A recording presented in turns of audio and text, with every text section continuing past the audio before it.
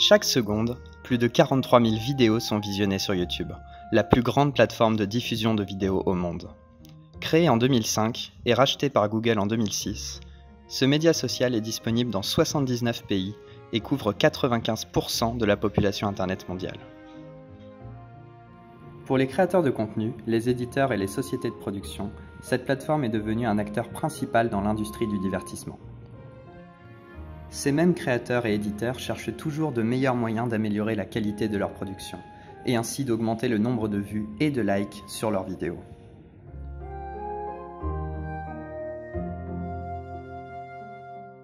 C'est donc ici que nous intervenons. Content Creator a pour but de favoriser la création sur les plateformes de diffusion, en proposant des analyses poussées sur les vidéos déjà existantes. Dans le cas présent, nous vous présentons une première analyse sur les vidéos YouTube apparues dans les tendances.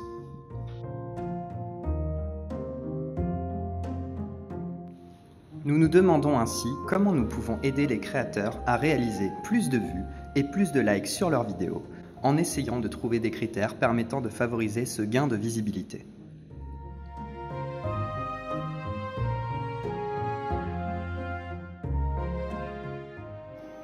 Les données que nous utilisons pour notre analyse font partie du dataset Trending YouTube Video Statistics disponible sur Kaggle. Ce dataset contient un ensemble d'informations sur les vidéos en tendance entre novembre 2017 et juin 2018. Nous retrouvons entre autres le titre de la vidéo, la chaîne YouTube qui l'a publiée, sa catégorie, son nombre de vues, de likes et de dislikes, son nombre de commentaires, ses tags, sa date de publication ou encore les dates où la vidéo est apparue en tendance.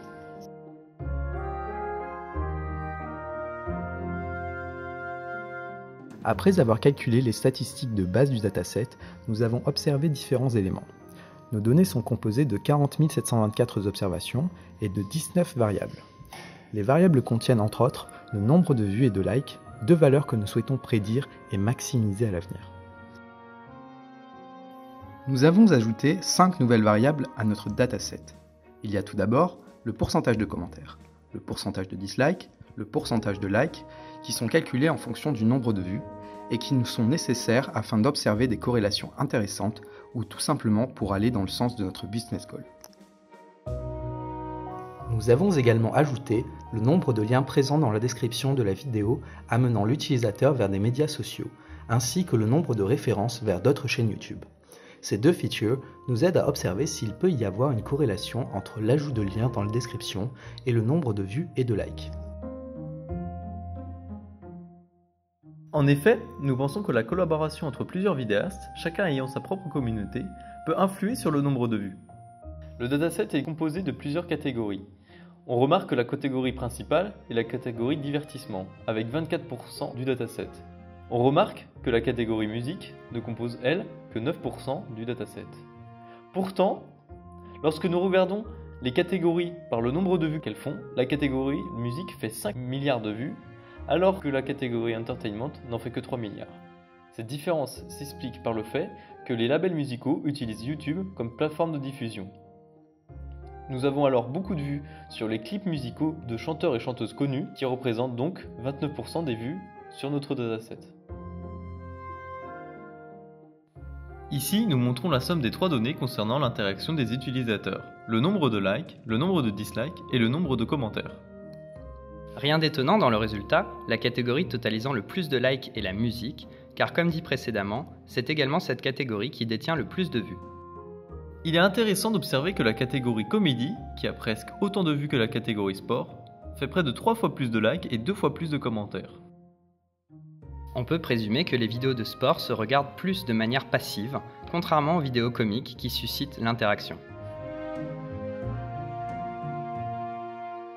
Après la réalisation d'un boxplot sur les vues, nous avons remarqué de nouvelles informations qui peuvent nuancer notre vision des vidéos en tendance.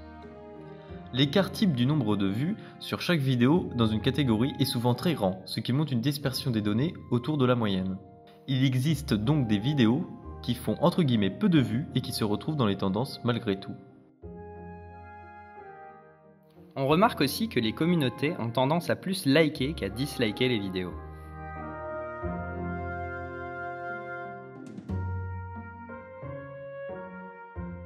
Avec l'analyse de mots, nous pouvons aider nos vidéastes à choisir le thème de leur future vidéo pour maximiser le nombre de vues et augmenter leurs chances d'arriver dans la page des tendances. En effet, nous avons pris, à partir des titres puis des tags des vidéos, les mots les plus utilisés en enlevant le plus de mots considérés comme négligeables.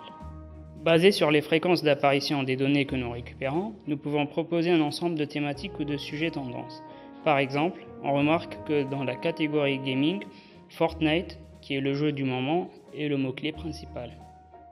Si vous voulez ouvrir une chaîne YouTube à succès sur les animaux, nous vous conseillons de privilégier les chats qui sont extrêmement populaires.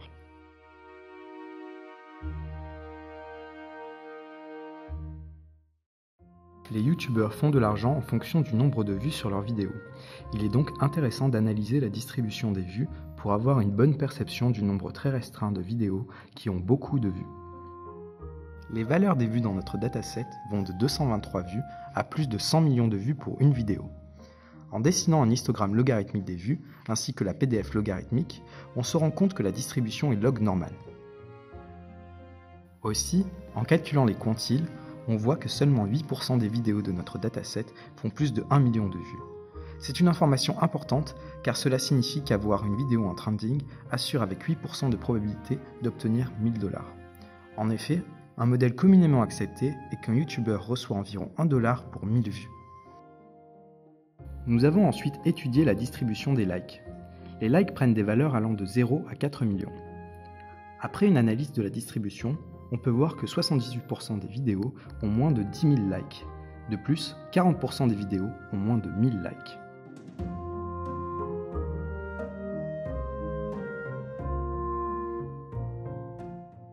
L'étude de la corrélation montre des résultats assez prévisibles. Plus il y a de vues sur les vidéos, plus il y a de likes, dislikes et de commentaires. Graphiquement, on voit bien les valeurs former une ligne montante qui nous indique l'existence d'une corrélation qui est confirmée par les valeurs du coefficient de corrélation qui nous est donné. Nous avons également réalisé un diagramme en 3 dimensions avec ces 3 variables. Là aussi, nous pouvons apercevoir cette courbe montante.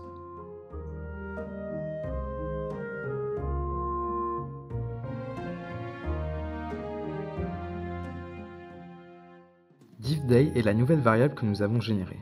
Elle correspond au temps qu'a mis une vidéo pour arriver en tendance. Après une analyse de la plage des valeurs, on voit que certaines vidéos sont rentrées en tendance le jour même de leur publication, alors que d'autres ont mis presque 10 ans avant d'y entrer. L'analyse des quantiles nous indique que 99% des vidéos en tendance y sont entrées 6 jours ou moins après leur date de publication. Cela signifie que plus une vidéo est vieille, moins il y a de chances pour que celle-ci rentre en tendance. Pour essayer de conseiller au mieux nos vidéastes, nous voulons essayer de prédire le nombre de vues et de likes possibles qu'ils peuvent réaliser en fonction des métadonnées que nous possédons. Pour cela, nous allons également effectuer une analyse d'images. En effet, nous avons également dans notre dataset pour chaque vidéo le lien vers leur miniature correspondante. Nous allons donc les récupérer pour ensuite les labelliser avec le réseau neuronal convolutif Inception V3, anciennement appelé GoogleNet. Ceci nous permettra de savoir de quoi est composée l'image de la vidéo. En utilisant l'image labellisée et les métadonnées d'une vidéo en entrée, nous allons entraîner un réseau de neurones afin de créer un modèle pour prédire le nombre de vues et de likes qu'une vidéo pourra potentiellement faire.